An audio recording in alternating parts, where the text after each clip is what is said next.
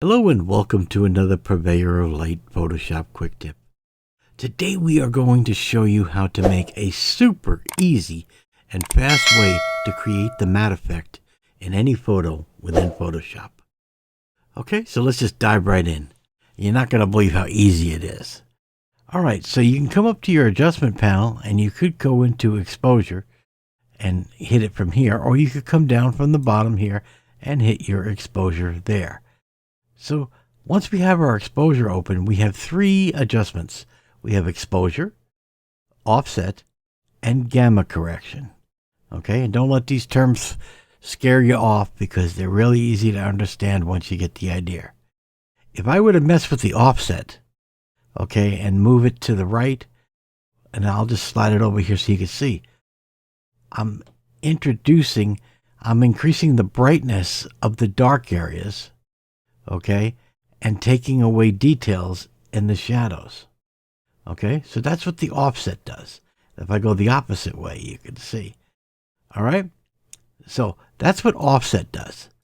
Now the gamma, okay, is the ability to bring back, okay, if I bring into the right, you can see I'm darkening it. I'm darkening the shadows, okay, or I'm lightening the shadows. Okay, so that's all you need to worry about. All right, so do the matte effect. You're not going to believe how easy it is, really. We're going to take the offset and we're going to bring it back till we have the desired matte look that we want. And you could leave it there, or you could bring in some gamma adjustment and bring in the darks how you want to have it. And there you go. That is how easy it is to do the before and the after. And that's how easy it is to do a high quality, detailed matte effect. So let's do one more. Okay, so here we got another photo. Nice photo. Very, very digital looking photo, right? And I hate digital looking photos.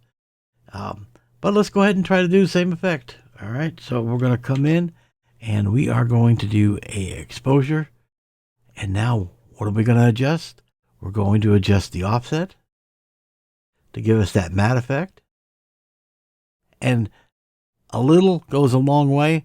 I'm doing things a little heavy-handed so that you can, really see what I'm doing. But I'm going to do this. So there I go. I have a nice diagonal line between the two. And we could stop right there and we have a nice matte effect. But what I like to do is bring some emphasis and some concentration back and focus back to the photo. And we could do that by working on the mask that's automatically made for us on the exposure adjustment layer.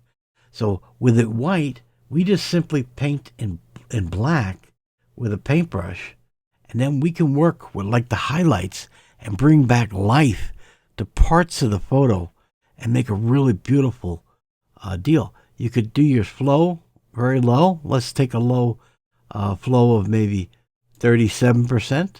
Very soft brush. And just paint. Paint the highlights. All right? And it's so easy to do. Just come in and paint your highlights. Okay? There's no wrong way. If you make a mistake, just simply reverse your brush to white and then paint back over. And it will correct your mistakes. So there I go, and I'm painting in some highlights there,